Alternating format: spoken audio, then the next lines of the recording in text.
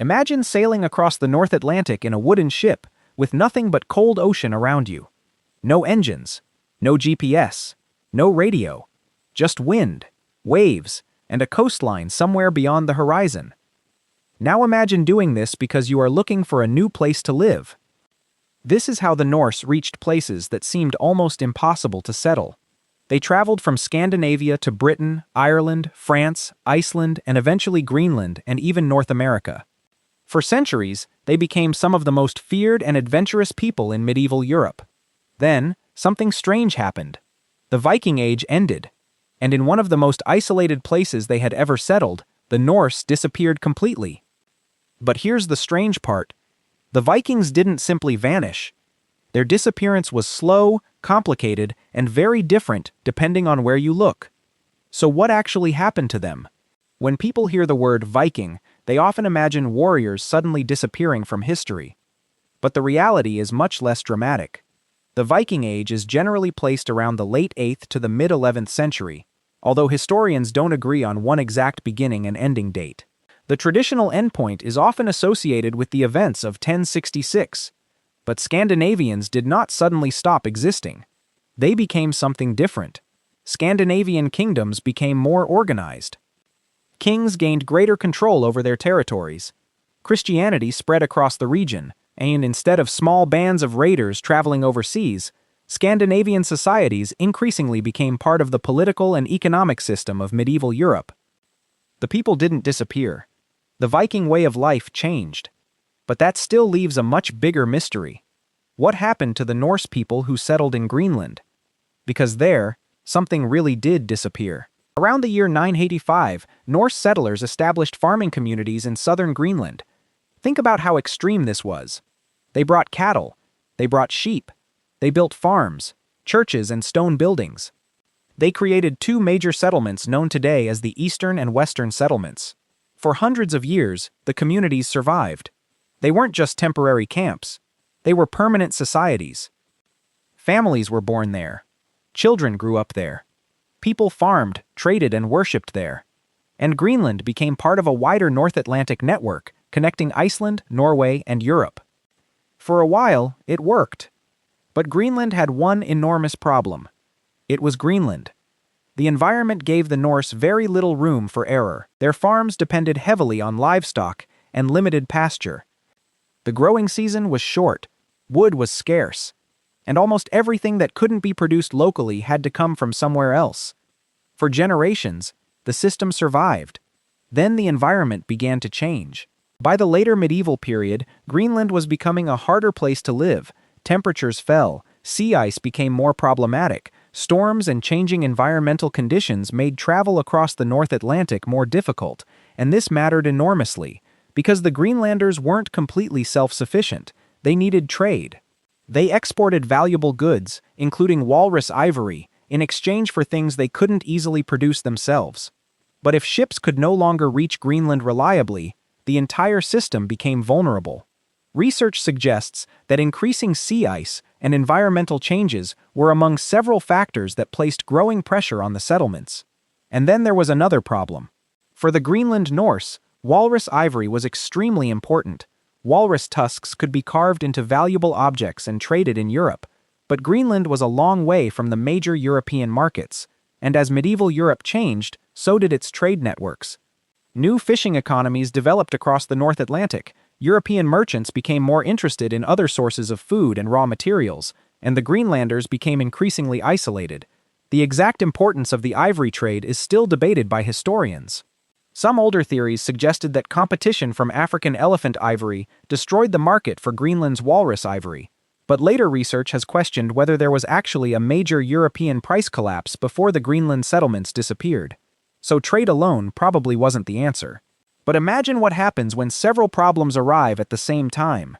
The climate gets harsher, travel becomes more dangerous, trade becomes less reliable, food becomes harder to produce, and the outside world becomes less interested in maintaining contact with you. Suddenly, a settlement that survived for centuries becomes extremely fragile. For a long time, historians imagined that the Greenland Norse were stubbornly clinging to European farming traditions while ignoring the resources around them. But the archaeological evidence is more complicated. the Norse did adapt their diets. As conditions changed, marine foods became increasingly important. So this wasn't simply a story about people refusing to change. They were adapting. The problem was that adaptation had limits. You can change what you eat, but you cannot easily change the geography of your settlement. You cannot move your farm into a warmer climate. You cannot create more pasture, and you cannot control the sea ice blocking your ships. The Norse had successfully adapted to Greenland for generations. But their society may have become increasingly vulnerable when several environmental, economic, and social pressures arrived together. There is another group that lived in Greenland during this period, the Inuit. Their ancestors had arrived in Greenland from the Arctic regions around the beginning of the second millennium, and they were adapted to an environment that was very different from the farming world the Norse had created. They had technologies and hunting strategies designed for Arctic conditions: kayaks, harpoons, sea mammal hunting, seasonal movement, knowledge of sea ice. This doesn't mean the Inuit simply defeated the Vikings. There is no strong archaeological evidence showing that a massive war wiped out the Norse settlements. In fact, the idea of a dramatic Viking-Inuit war destroying Greenland has largely fallen out of favor. The reality appears to have been much more complicated. Two societies were living in the same challenging environment, but they had very different ways of surviving in it, and one of them eventually disappeared from the archaeological record. By the 14th century, the Western settlement had declined dramatically. The Eastern settlement survived longer, but eventually, it too began to fade. And this is where the story becomes haunting. We have churches, we have farms, we have graves, we have abandoned buildings. But the written record suddenly becomes incredibly quiet. The last known recorded Norse wedding in Greenland took place at Valsey Church in 1408. Two people were married. A normal event. People ate, people talked, people worshipped, and then they left. There was no dramatic final battle. No document saying, "This is the end," just silence. The Norse settlements survived for roughly 5 centuries before disappearing. Archaeological evidence suggests the Eastern settlement continued into the 15th century, while the Western settlement had already declined earlier. So what happened to the people? Did they die? Did they leave? Did some move to Iceland? Did they merge with other populations? The truth is, we don't know exactly. And that uncertainty is one of the reasons the mystery has survived for so long. The answer probably isn't one thing. It wasn't simply the cold. It wasn't simply starvation. It wasn't simply the Inuit.